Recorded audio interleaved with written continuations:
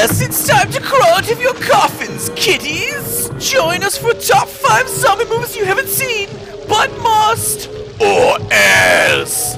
Don't be frightened, it won't hurt much! First up is the 1979 Italian flick Zombie, better known as Zombie 2 in North America.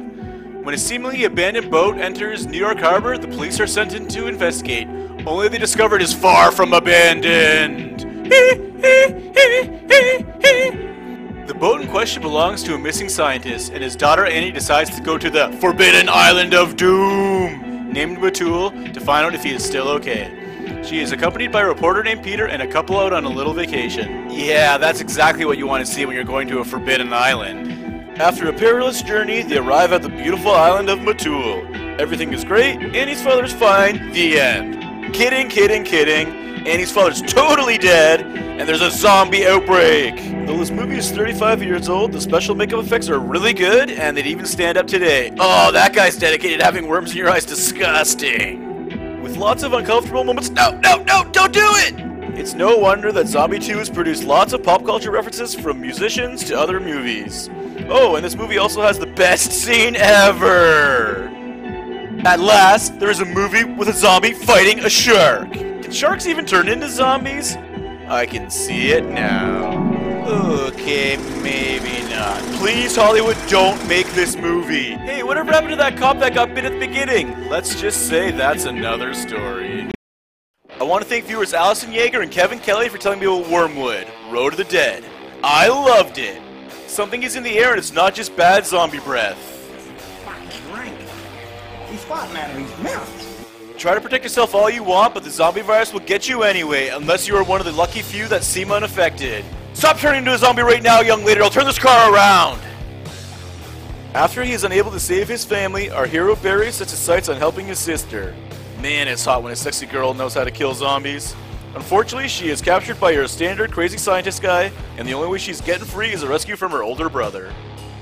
On his quest to save his sister, Barry meets up with a group of well-supplied survivors, and this is where the movie turns into Dawn of the Dead meets Mad Max. Hells yeah! The only thing left on the checklist is a new set of wheels. Power slide! Chink! Boys tow it back into the shop, and after pipping their ride hard enough to make Exhibit himself blush, Barry is ready to face the undead horde and save his sister.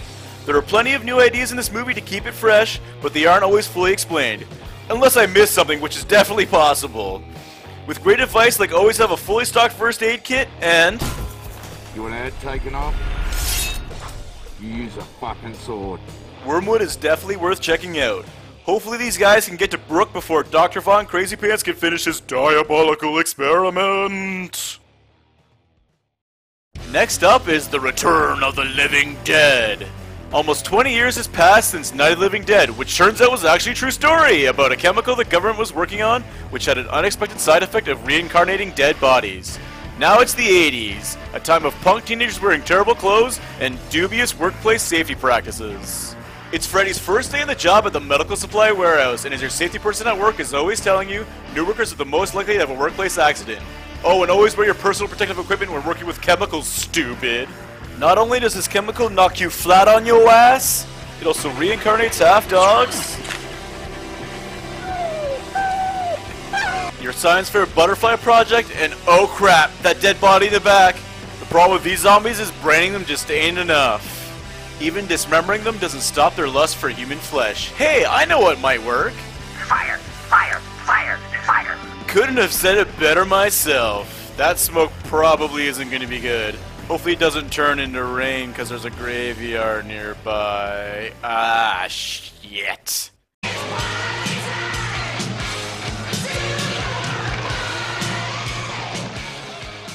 Fun fact, this movie's credited with giving zombies their lust for... In their struggle to escape this undead menace, a group of survivors manages to capture and interrogate a zombie. Because the zombies in this movie talk. Just go with it. They discover that zombies are in constant pain and only eating brains eases their torment. Almost makes you feel sorry for them. Not! Tune in to Return of the Living Dead to see if this knowledge is enough to save them. Well, looks like we have a second Italian movie on the list, 1994's Cemetery Man. Caretaker Francesco Della Morte's cemetery isn't your regular graveyard. No, the dead buried here tend to rise again after 7 days. Hey, that sounds kind of familiar. And it's his job to put them back in the ground. When a beautiful young widow visits her dead husband's grave, even the skeletons can't resist her charms and need to grab some sweet.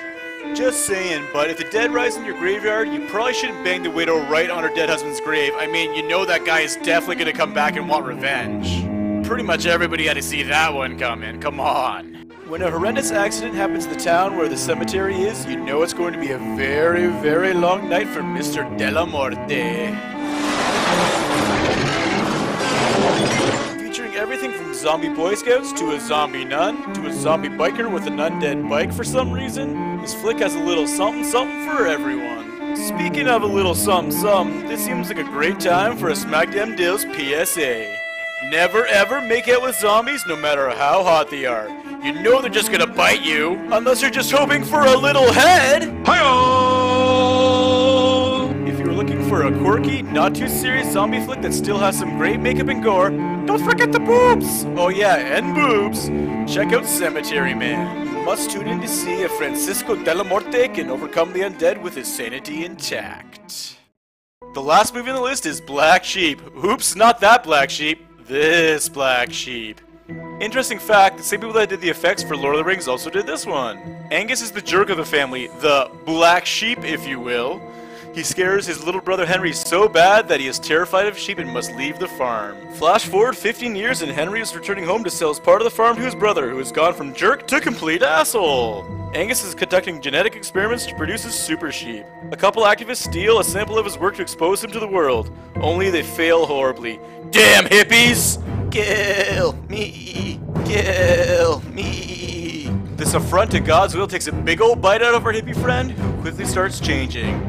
Then this little monster starts infecting the other sheep into cute, yet deadly, bloodthirsty creatures. Who can drive cars? Actually, no, they really can't. They really can't drive. The bite from a zombie sheep turns other sheep, but also humans. First just at the spot of the bite, then into full-blown sheep zombie monsters! The overall effects of this movie are quite well done and almost always disgusting, which is worth bonus points, but beware, some of the New Zealand humor is quite cheesy to us Westerners, but that is pretty much true for any foreign film nowadays. Angus is just about to present his research to some wealthy investors. Wait, what's that noise? Oh man, that's not gonna be good. Perhaps it won't be that bad. All you can do is grab a copy of Black Sheep and find out for yourself. As always, thanks for joining me, Oz, in my evil lair! If there is a zombie flick we missed, let us know and it might just make it into a future video! You should stay longer next time! Why not permanently?